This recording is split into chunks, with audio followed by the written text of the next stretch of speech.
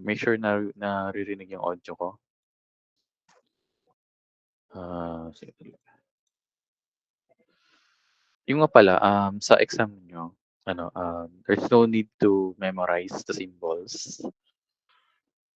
Yung mga valves, tanks, huwag niyo na i-memorize yun, kasi magiging impractical siya 'no. Kami naman sa planta dati hindi naman namin yung isa-isang minemorize ano, binasa lang namin ta's tatandaan na namin kung anong symbol yun. Sana kasi napakadami nun. Pero, pointers na lang din bigay ko na ngayon. Dapat familiar kayo sa dapat hindi pa pala nabubuksan.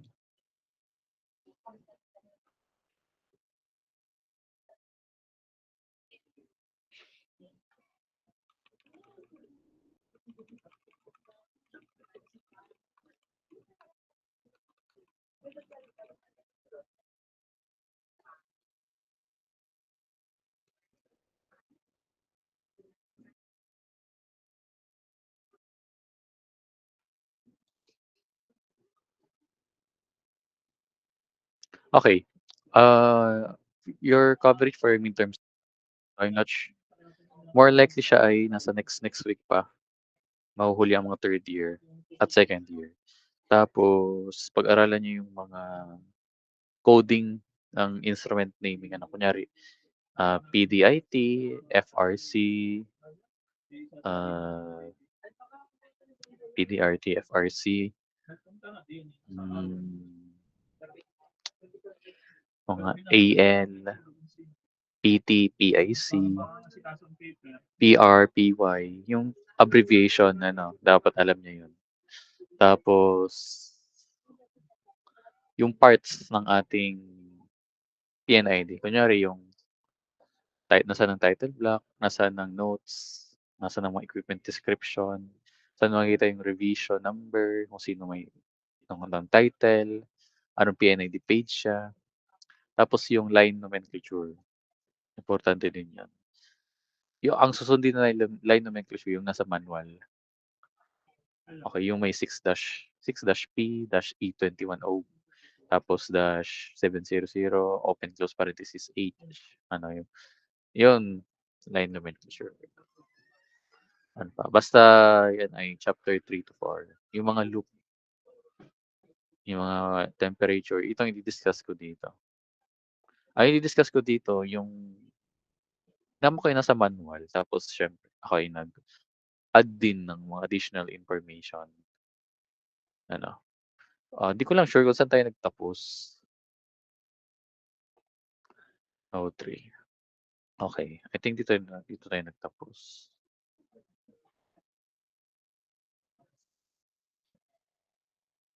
Hindi, I think sige, simula tayo sa pressure control loop. Ito,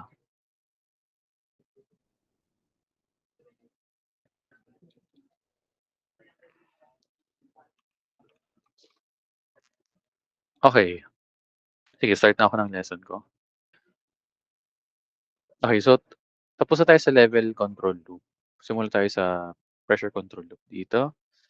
And when we say pressure control loop, again, these are pressure control loops used to regulate pressure in pipes and process vessels. Anything na may service fluid or service liquid and gas, kailangan ng pressure control. Ano, kasi very risky yung magkaroon ng overpressure sa ating process equipment. We don't want that. It can cause, number one, a process interruption of of specification of our products, and also yung personal safety natin. Overpressure can cause leak. Ano, may mga nagli-leak sa mga valves, sa mga flanges, even at tanks that contain volatile organic compounds. You don't want them. You don't want these even small amounts of gas to leak out. Okay. So predominantly, these are common in pressure control loops. We have our common applications here. And common siya sa gas. Ano. So gas being the molecule itself, it always moves. And judging by its movement, it always goes from high from high pressure to low pressure. Okay. And in gas systems, these are used in pipes and containers to maintain stable gas pressure. And gas pressure in vessels have behaved similarly to liquid level in tanks. Okay, but although iba yung shape ng ating mga gas tanks and they're spherical because their pressure is distributed equally compared to liquid. Okay, so liquid flooded vessels, pressure control ensures stable operation and safe process condition. Okay, when you say liquid flooded, yun yung uh, vessels na 100%. They can be filled 100% capacity. And although liquid pipelines, these are less common, but useful in some cases. So their job is to protect downstream equipment by opening a relief or bypass line when pressure becomes too high. This also prevents vaporization of hot or volatile liquids before pump or upstream equipment. Okay, di ba yung ating example kanina? Puwede din siya ma-relay sa pressure natin. I think dito mamaya pa lang. So this also the application is also to maintain adequate pressure in utility headers such as plant water supply system. So ang mga pressure natin, makikita niyo yung mga pressure devices natin lagi lagi siya naka-connect at points where pressure is mostly inhibited. Ano kunyari sa tank, nasaan ang pressure, diyan. Okay, sa tank kasi we will always want to look out for any vapor loss. Yung vapor loss na nag-accumulate ng pressure. So, nasaan yung pressure na yun? Sa some point, usually they are in the top side of our tank. Doon nakalocate ang ating mga pressure instruments. Okay. And here we have our pressure control loops. So, halos pares lang siya sa ibang or sa previous kong level loops natin. So, application of control loops, they can be installed in container or pipes. Sandali lang.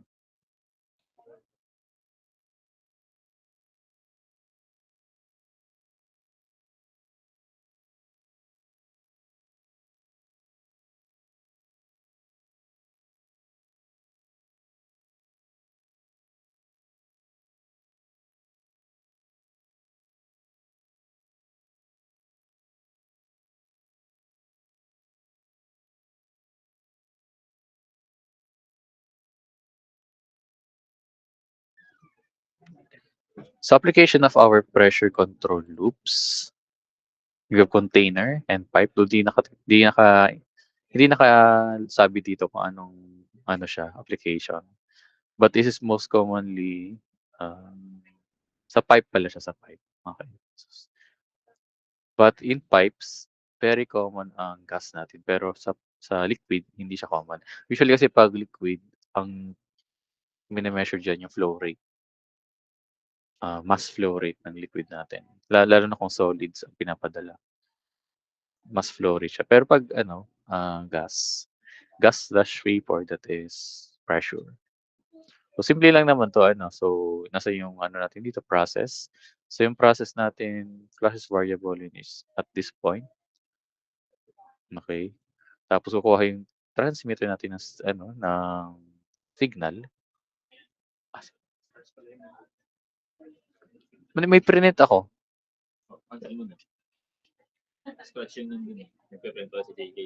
Sige.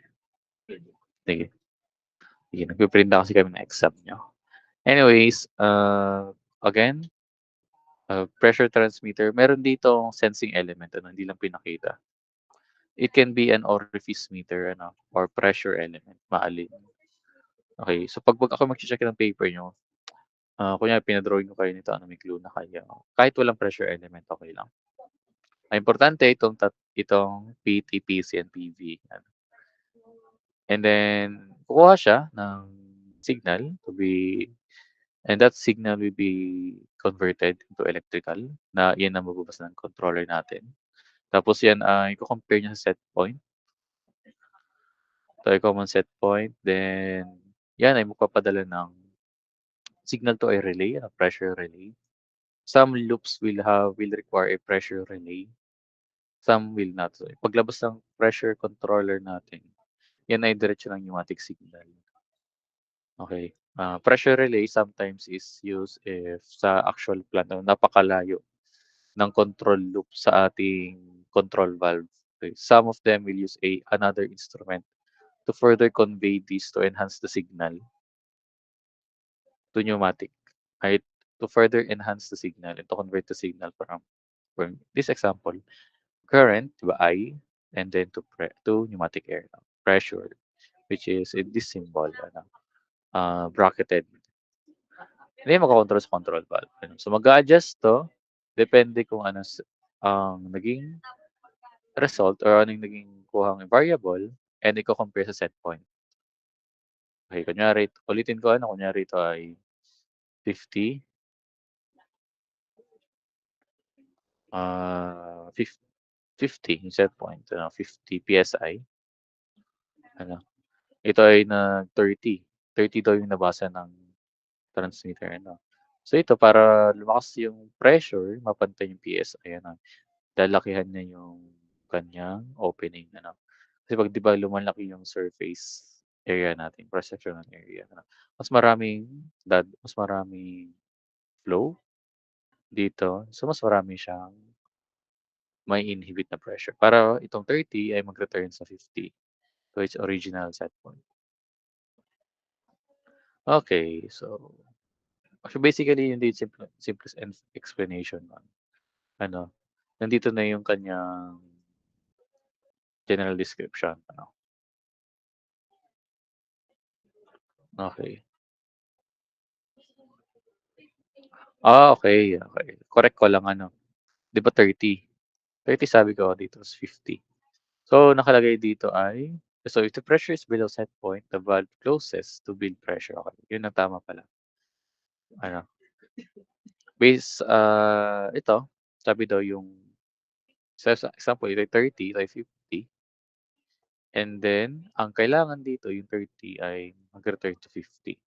Ibig sabihin ito ay magsasara or shut, ah, mag-shut siya. So, yun yung, ah, fluid dynamics, yung pressure dito ay o yung opening dito, kunyari ito yung ano niya, cross section, yung opening niya ay liliit, ano. So magge-generate dito ng low pressure.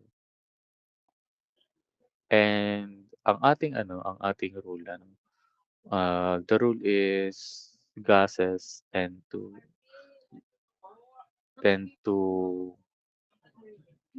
build up a significant difference when there is a pressure difference. Ibig sabihin kung may low pressure dito, 'pag yan ay nag-move dito, papunta na dito yung direction niya. Magkakaroon ng build up dito ng pressure and will be generated into a higher pressure standpoint. Okay?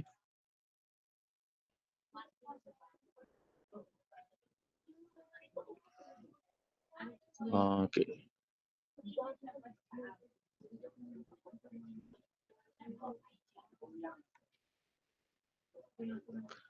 So identify faults that could cause a pressure indication discrepancy in this PNID. So isa dito na yung ang tanong daw ay yung mga pwede magkaroon ng possible error in this PNID. So kailangan na meron first, sa una ay maintain pressure transmitter na hindi dapat siya faulty. Ano, nasaan yung PT33? So dito siya, siya yung kumukuha ng pressure from the inlet of our heat exchanger. Okay? So dito, nakalagay wrong controller pressure reading. So ano mangyayari 'pag meron siyang wrong controller pressure reading? Though hindi kumpleto yung ating process line. Ito kasing kung ito-trace natin 'to, our pressure transmitter here is tapped to the outlet of our cooling water return from our heat exchanger. Okay, so ibig sabihin, 'pag ito ay nagkaroon ng faulty reading, yung ating magiging cooling water return pabalik ay magiging mamamarili mamamarili ba niyang mapapadala. So, ano maapektuhan nito 'pag ito yung mali na napadala natin, yung babalik dito ay mali din. Na ang rule kasi sa ating ang rule sa ating ano, ang rule sa ating heat exchanger, kung gusto natin ipa-cool or gusto nating palamigin, mas lalong palamigin yung product natin which is in this part, dapat yung ating cooling water return ay mas mataas yung kanyang opening dito sa control valve, okey. So, we need to regulate that, and with this, we need to have tama yung, inlet ng ating product. Especially yung ating ano din, this is referring to the inlet, pressure inlet. Pero meron pa isang ano, additional information lang, control loop ng ating heat exchangers ay temperature naman at the outlet of the process stream or the product stream of our heat exchanger. Okay, we can also have a block impulse line. 'Di ba yung impulse line, yun yung mga capillary tubes from our transmitters. And then faulty pressure gauge, ano, gauges are supposedly sila yung binabasa ng mga operator sa field mismo. Okay. So, closed isolation valve. So, nasa mga sa isolation valve na ito. Sabihin natin itong isolation valve na ito ay okay, close siya. Ano, ibig sabihin itong maliit na line diyan, itong maliit na line dito, yan na yung ating magfa-function as our process stream. Process stream that should be connected to a pressure gauge. Tapos yung pressure gauge meron siyang capillary tubing. Ibig sabihin ang nare-read na pressure nito, kung naka-close ang valve, itong part lang nito, ano, isolated. In which in this case, dapat ito yung nababasa niya na pressure. And then, signal transmission failure. Ito, 'pag namali yung signal na pinapadala sa controller. Ito, our relay, siya ang naka-top sa ating controller, and control valve failure, ano. Minsan ang control valve failure natin ang mali diyan yung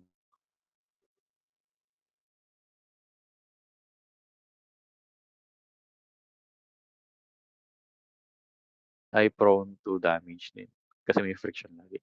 Kaya, ating controller kung makikita niyo meron siyang dalawang isolation valves here for maintenance, for maintenance of our control valve. Puwede siyang recalibration or puwede siyang replacement. That is common kaya meron siyang laging isolation valve. Pressure control by vapor condensation. Uh, so pressure in a vessel distillation tower can be controlled by condensing vapor. So putol lang yung diagram dito but this is actually a distillation tower or distillation column, parehas lang yun. And then yung kanyang control loop dito ay pressure. Di lang pinakita pero ito ay siyempre meron siyang transmitter and a controller to control the control valve of the upstream of our heat exchanger. So when the vessel pressure increases, the control valve opens, allowing more cooling water to enter the condenser, and increased cooling causes more vapor to condense into liquid, which reduces the vessel pressure. So paano daw yun, ano? Is actually may specific topic tayo para dito sa ano na 'to, topic. This is our distillation control for our, finals topic. Pero dito sabi daw ay itong laman kasi dito ay meron tayong vapor at meron tayong liquid. Okay, lahat 'yan ay nagkakaroon ng vapor contact. And ang major contributor of pressure is our vapor. So para mabawasan yung vapor, yung ating overhead product or overhead stream, which is always open, pinapadala yan dito, ano. Ang pinapadala diyan, combination of vapor and liquid. Okay. So para mabawasan yung pressure dito, yung vapor natin yung vapor natin ay kino-condense siya back into liquid to be brought here again to our distillation tower. Okay, and para mas mapalamig pa yung vapor, magpapadala ng mas maraming cooling water. Kaya ito naka-connect siya sa ating control valve para mas maraming cooling water mas maraming vapor and mga condensed to liquid. So we have two configurations of our pressure loop control. So the pressure inside the vessel. So we have pressure loop for large surges.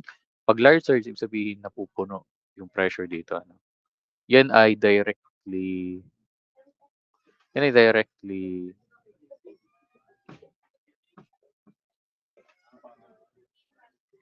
yan ay directly ating binabawasan yung tower natin. Well, however, ang magiging problem niyan ay we will be losing both the liquid and our vapor. Ano, pinapalabas siya. However, in this example dito, yung ating process streamline ay liquid and vapor.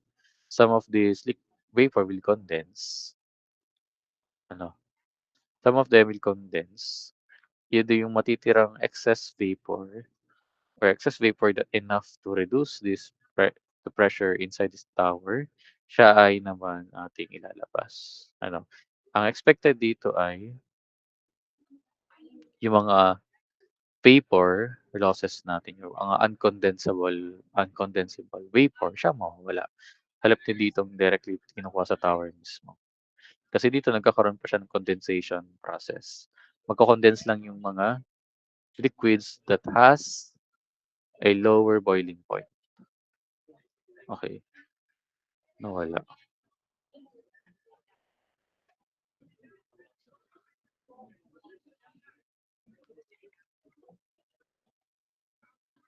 Okay. Ah, ito lang yung base natin na PNID ano. So, siya yung pinaghati-hati ko, clean-up ko. And isa na yun dito ano. So dito, ating nakalagay dito, meron tayong pressure dito. Although this is not a loop, this is just a monitoring. So note 2, so transmit ultrasonic flow meter with pressure and transmitter compensation for measuring overhead gas flow to flare line. Okay. So sabi daw dito, itong line na ito ay papunta siyang flare. Okay, papunta siyang flare. Okay, nagko-control dito sa sa ating stream that has sabi natin hydrocarbons na pinapadala sa flare yung flow niya. Okay, so para 'pag hindi masyadong ano yung flow, mababa yung flow, mataas yung flow, it will correspond to a specific function to our, instrument here. Ano, ang mga pinapadala sa flare hindi lang flow ang mine-measure na dapat pressure din ano. Pressure is also an indication for movement of stream ano. Ibig sabihin, yung sa flare head natin, yung sa pinakadulo ng flare or at the flare stock mismo dapat mababa lang yung pressure niya. At ibig sabihin sa streamline na ito, mataas yung pressure niya. Para yung movement ay papuntang flare, di ba? High pressure to low pressure. And after here is our transmission. Okay. So may mga control loops din tayo dito for pressure. No, so we have here ito PG and PG, and then connected to the outlet of our backup charge feed pump. Okay. So there is no visible control loops here. Ulitin. Tingnan ko nga. Pwede yung 4-day Gcash. Tapos cash. Okay. Okay, meron siyang hindi siya considered as loop, considered siya as uh, interlock safety system siya. Tingnan niyo tong loop na ito. Sa ating P10, meron tayo main charge feed pump. Okay. Tapos yung kanyang discharge side, meron tayong pressure gauge, and that stream side patuloy lang siya dito. Ano, ang kanyang ano pupunta dito. Okay? So erase ko siya. So meron siya naka-connect dito pressure switch low. Ano, ibig sabihin siya ay mag-switch siya or mag-actuate siya when there is a low pressure na babasa sa streamline na ito. Okay? And siya ay magpapadala sa ating interlock pag na-activate yung actuation na yan. And then, ang trabaho ng interlock, since mababa yung pressure, ay bubuksan niya 'tong ating, ah, bubuksan niya itong ating, ah, shutdown valves, solenoid powered shutdown valves.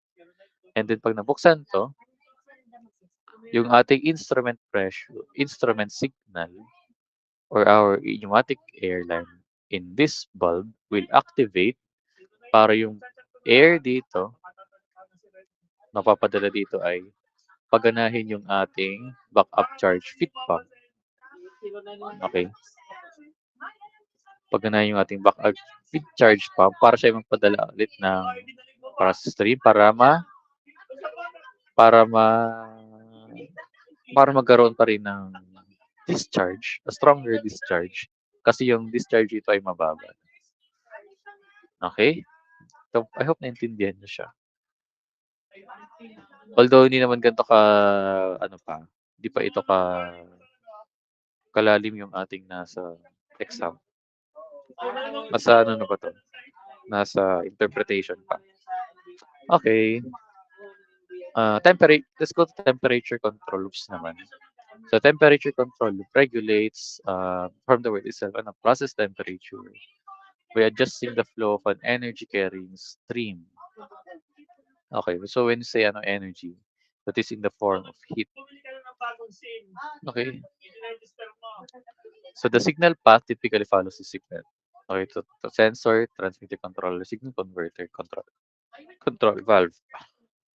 So applications of this is heat transfer media, fuel systems, fuel streams. So they have the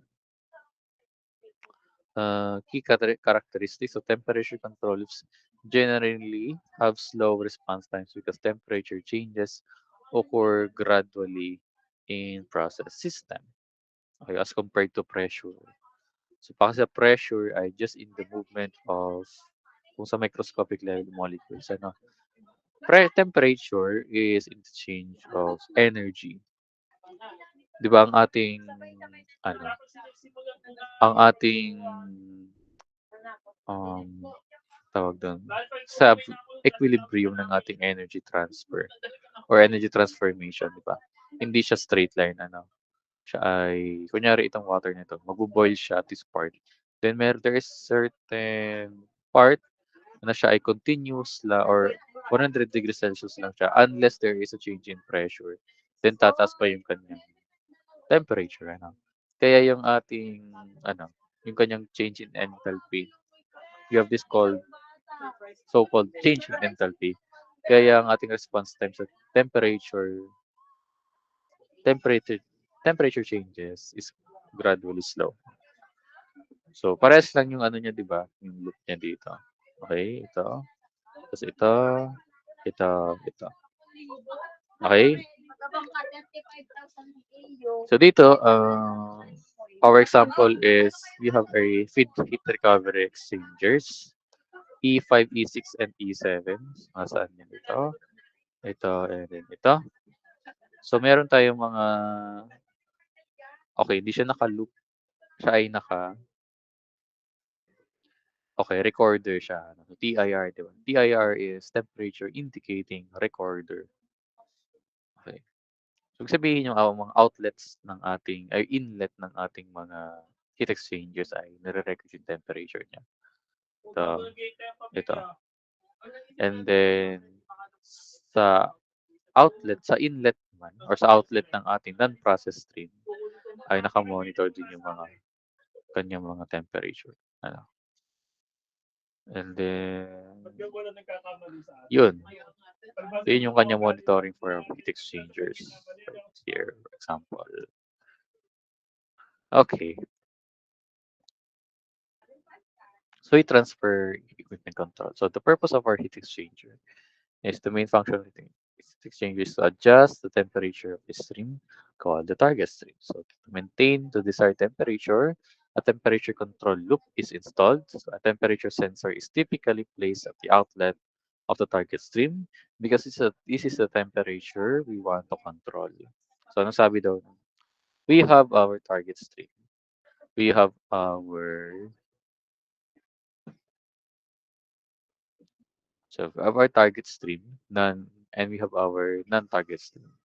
So, ano ba kaiba nila? So, target stream, that is the stream that we want to manipulate its temperature. And the non-target stream, that is the stream that will be used as a refrigerant to control the temperature of the target stream.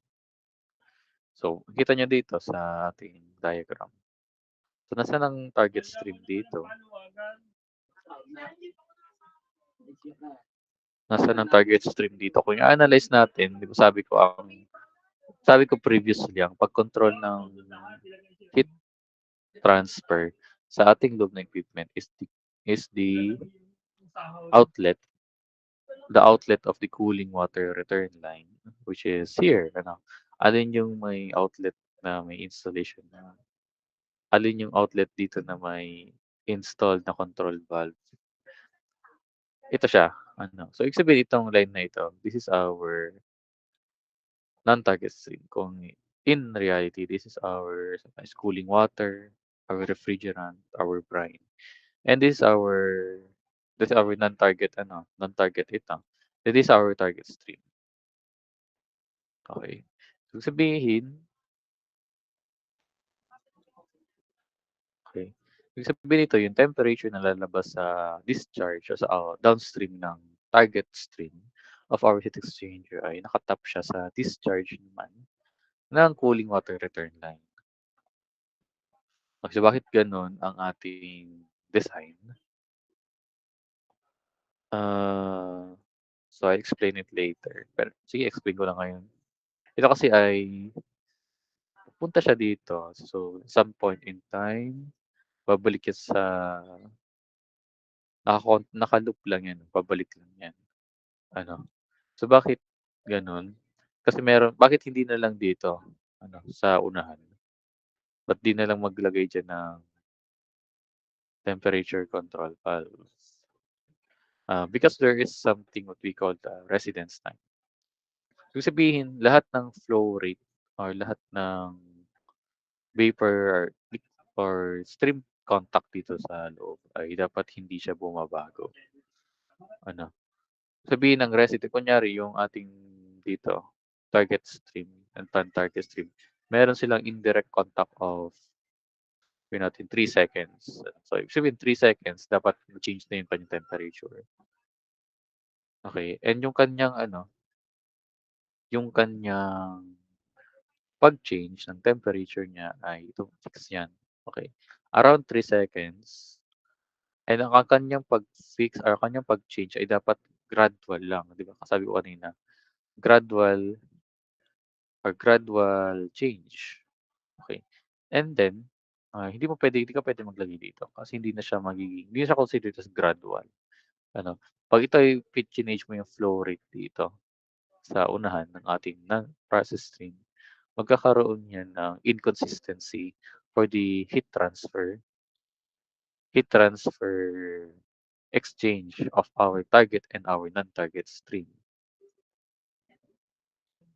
'Pag meron yung inconsistency, ang magiging disadvantage yan yung downstream equipment nito. Kunyari ito ay tapos na sa heat exchanger na napalamig na natin siya or napainit na.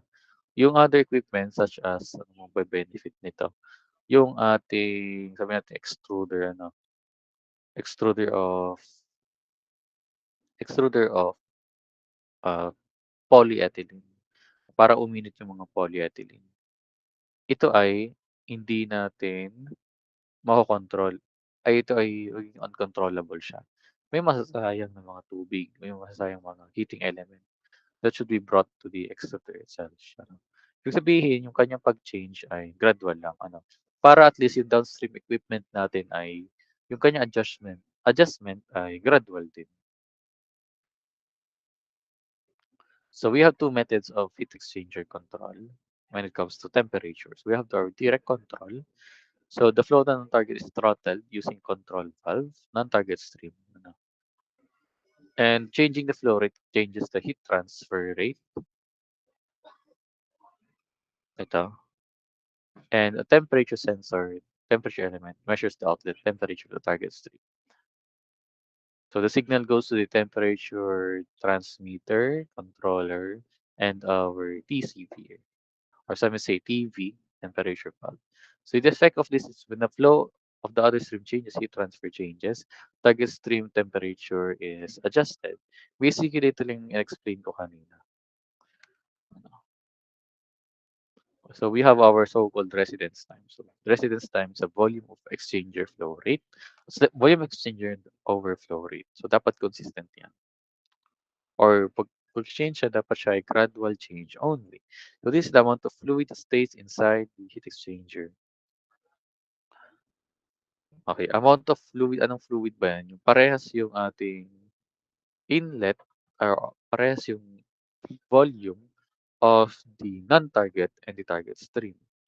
So, ibig sabihin itong ano na to, itong valve na ito, if it close, then lower residence time ang may inhibit. Kasi ibig sabihin bibilis yung, pag ito ay clinose ko, ano, bibilis yung velocity niya. Ano, kasi mas maliit yung kanyang opening. So ito pa, ibig sabihin itong stream na ito ay bibilis siya. Pag siya ay bumilis, kung sabihin natin 1 second na yung residence time niya, there will be less or there will be, I mean, more heat transfer. Okay?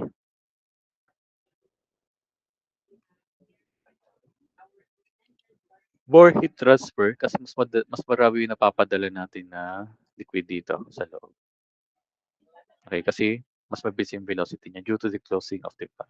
However, if it's open, ano, more open siya, mas malakas ay mas mababa yung flow rate niya. Okay. Kung open na open siya, mababa yung flow rate niya. Sabihin yung residence time niya dito ay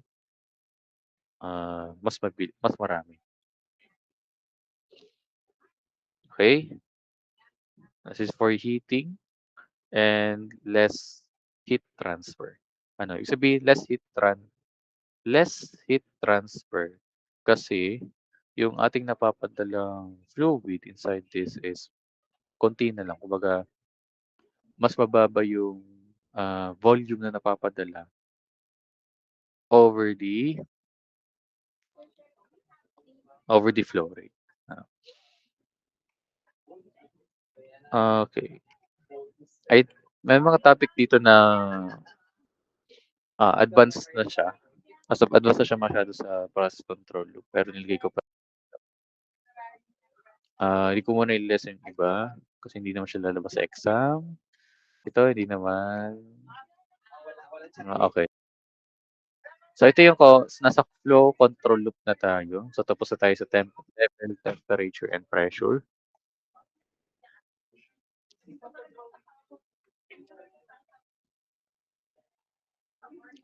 So, our flow control loop naman is, hindi nakalagay explanation. Okay, explain ko lang dito. So, our flow control loop's job is to regulate the amount of mass flowing per period of time. Kaya siya tinawag na flow control loop. And then, para sa pressure, kailangan niya din ng orifice plate. Such as in this example here, that is our flow element. Okay. So dito, parehas lang siya, no? FT, FC, and then FP. Mapapansin nyo, wala na yung flow relay. Ano, because some flow controllers, sila na yung nagko-convert mismo ng signal into pneumatic signal. Parehas lang yung ano niya, yung explanation niya. Ito rin sa manual nyo. Sa application naman,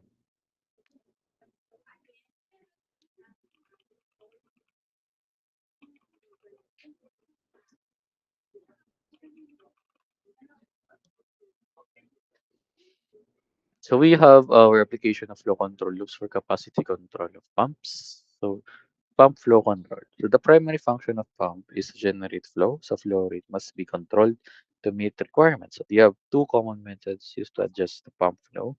We have control valves, just as in the previous example, and the variable speed drives or our VSDs. So control valves are usually installed in the discharge line and regulate flow by throttling the fluid. Ibig sabihin yung opening, closing ng valve ay binabago siya in order to change the flow of our fluid. And the variable speed drives installed on the electric motor of the pump control flow by adjusting the pump speed. These two methods are similar to controlling the speed of a car. No? Control valve, so this is like pressing the brakes. No? VSD is adjusting the accelerator. Indirect control valve, these are indirectly yung ko muna, moderate. Balik ko. These are indirectly adjusting the speed or the flow of fluids on the discharge line of the pump. Ano, so, sabihin ito, yung ating flow control, this is our controller, this is our VSD method. Ano.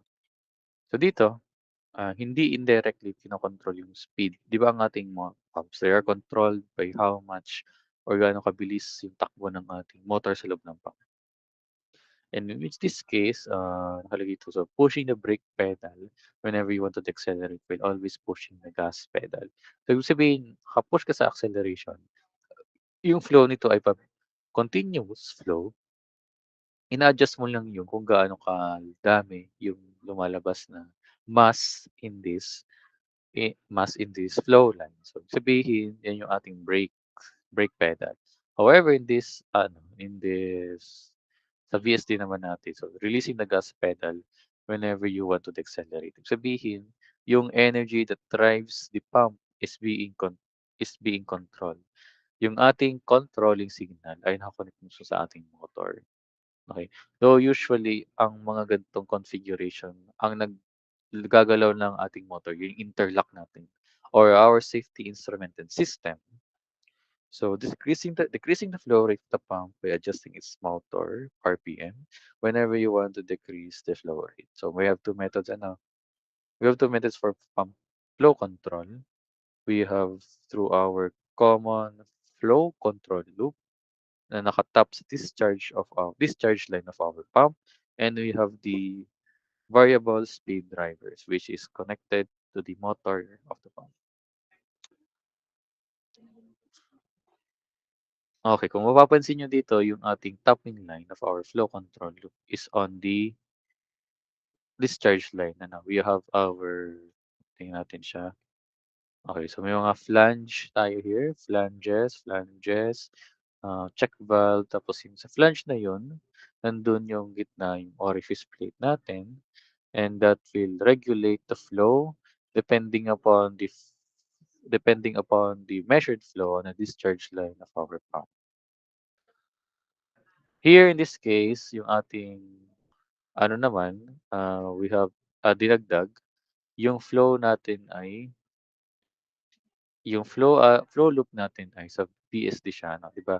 Wala na tayong or may dinagdag tayo ano. So, in this case, kung wala itong part na ito, this will function like our control valve. Kasi siya yung nagva-vary, siya yung may kakayahan mag-vary ng ating flow line. Then control valve, so this generates more shear on the stream, not good for shear sensitive liquids like oily waters, biomaterial, water varying flows, etc. So this works for all types of piping circuits. In this case, our VFD, so this generates less shear on the stream, doesn't work in systems where the majority of the pump head is used to overcome static pressure rather than pipe pressure. So ulitin ko lang, generates more shear on the stream. Ibig sabihin kasi, yung stream mismo, yung flow line natin mismo ang ginagalaw natin. Ano, no, though this can be negligible, but the supposedly kapag ang turbulent flow.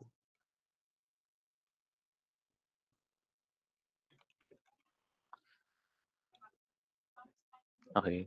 Supposedly ang ating kasing mga process stream, this should be laminar flow lang siya. Kung kayo ng fluid mechanics na, yung ating laminar flow, this is when our mass or our streamline, ang kanyang movement ay only through one direction. One direction. 'Pag siya ay turbulent 'pag siya ay turbulent, yung movement ng fluids natin ay more likely 'pag ganito siya, some are even like this, ano, gumaganyan siya. Ibig sabihin there is no consistency in the flow behavior of our pipeline, in which in this case will generate hazards such as vibration, increased vibration, even increase cavitation or fouling on our process pipeline. So hindi siya maganda for that case sa ating control. However, if our VSD naman, yung ating ano, ang nakokontrol niya is yung the way that the pump or how much the pump will give out process fluid ano. Sabihin, 'di ba kasi itong ating ko-compare natin siya sa actuation ng valve ano, meron 'tong nakaharang, yan naman ay bubukas, harang, bubukas. However, with our pump ano, yung mismong energy ng or the head that controls the fluid flow, hindi ko paano ko siya ido-drawing.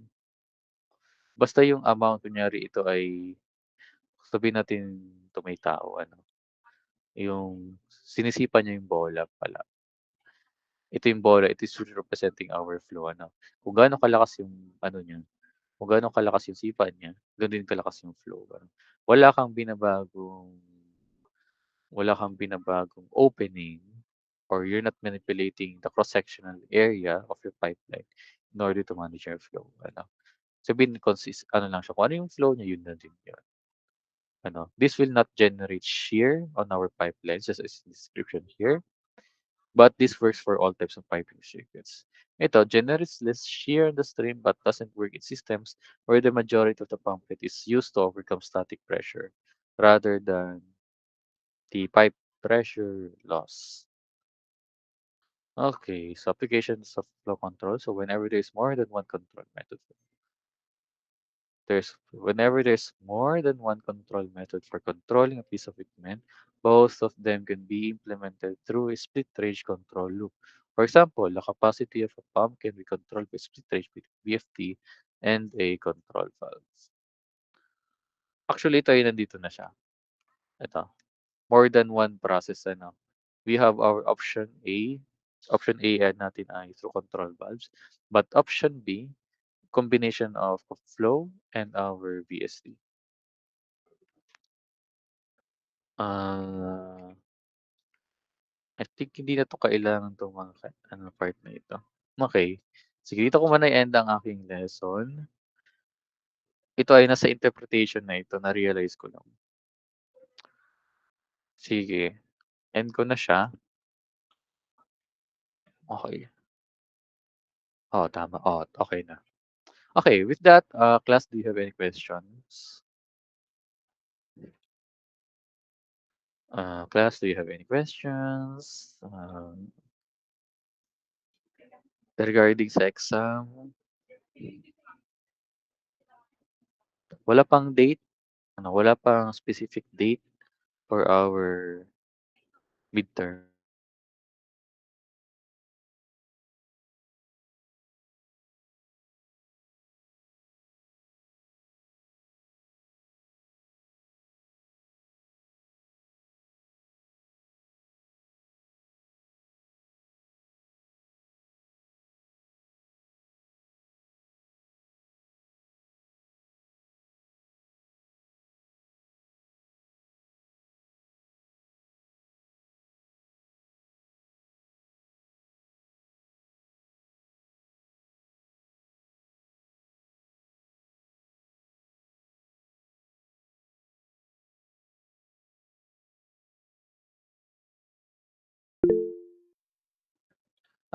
Nakasarado pala yung mic ko.